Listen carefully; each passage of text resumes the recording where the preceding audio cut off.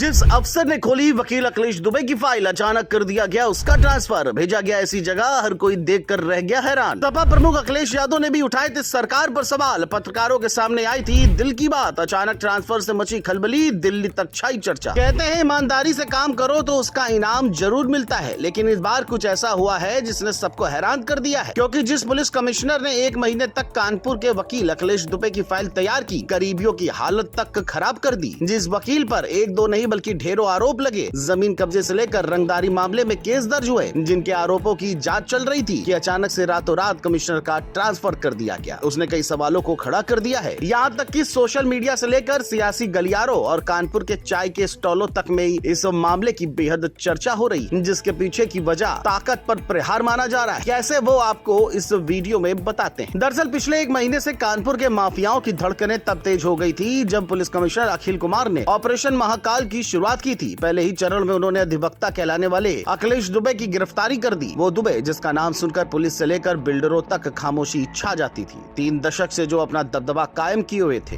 पर जब सबको लगा कि अब दुबे की बादशाहत का अंत होगा, तभी अचानक खबर आई कि कमिश्नर अखिल कुमार का तबादला हो गया, और वो भी ऐसी जगह कि हर कोई दंग रह गया। ऐसा बताया जाता है कि अखिल कुमार की पहचान सख्त अफसर के तौर पर रही है। जमीन कब्जा, रंगदारी और माफियाओं पर उन्होंने जमकर कार्रवाई की, SIT बनाई और कथित पत्रकारों से लेकर वकीलों तक के साम्राज्य पर बुलडोजर चलाया। ऑपरेशन महाकाल के तहत अब तक कई बड़ी कार्रवाइयां हो चुकी थी। लोग मान बैठे थे कि कानपुर से अपराध का काला अध्याय खत्म होने ही वाला है, लेकिन जैसे ही तबादले का फरमान आया, मानो पूरे शहर में हलचल मच गई। कानपुर के कुछ लोग मानते हैं कि ये ताकत पर प्रहार किया गया है, जबकि इस बात की सुगबुगाहट सुनाई दे रही है कि अखिलेश दुबे पर कार्रवाई के चलते उनका ट्रांसफर किया गया है। हालांकि अखिल कुमार अभी कानपुर में 1 महीने और रुकेंगे, उसके बाद केंद्र से जो भी जिम्मेदारी मिलेगी उसे निभाएंगे। मगर अखिल कुमार की ट्रांसफर की सुगबुगाहट अभी से ही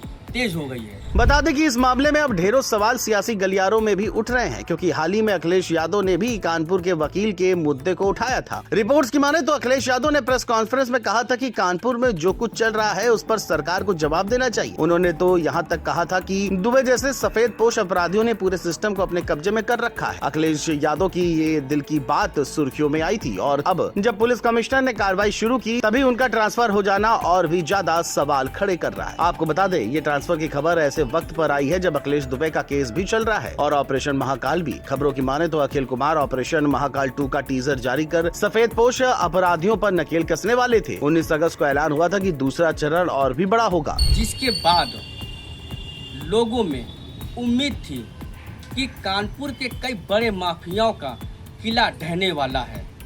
लेकिन इसी बीच कानपुर कमिश्नर अखिल कुमार का दिल्ली ट्रांसफर हो गया। उनको केंद्र सरकार में उन्हें इलेक्ट्रॉनिक्स एंड इंफॉर्मेशन मंत्रालय का MD और CEO बना दिया गया है। कानपुर की जनता हैरान है कि जिसने दुबे की फाइल खोली उसी को मैदान से बाहर कर दिया गया। अब सबसे बड़ा सवाल यही है कि क्या अखिलेश दुबे जैसे माफिया सचमुच कानून के शिकंजे में रह पाएंगे? क्या ऑपरेशन महाकाल का दूसरा चरण बिना अखिल कुमार के भी उतनी ही सख्ती से चलेगा, या फिर ये सिर्फ एक अधूरी कहानी बनकर रह जाएगी? कानपुर से लेकर लखनऊ और दिल्ली तक इस बात की चर्चा खूब हो रही है। अब आगे क्या होता है ये देखना होगा।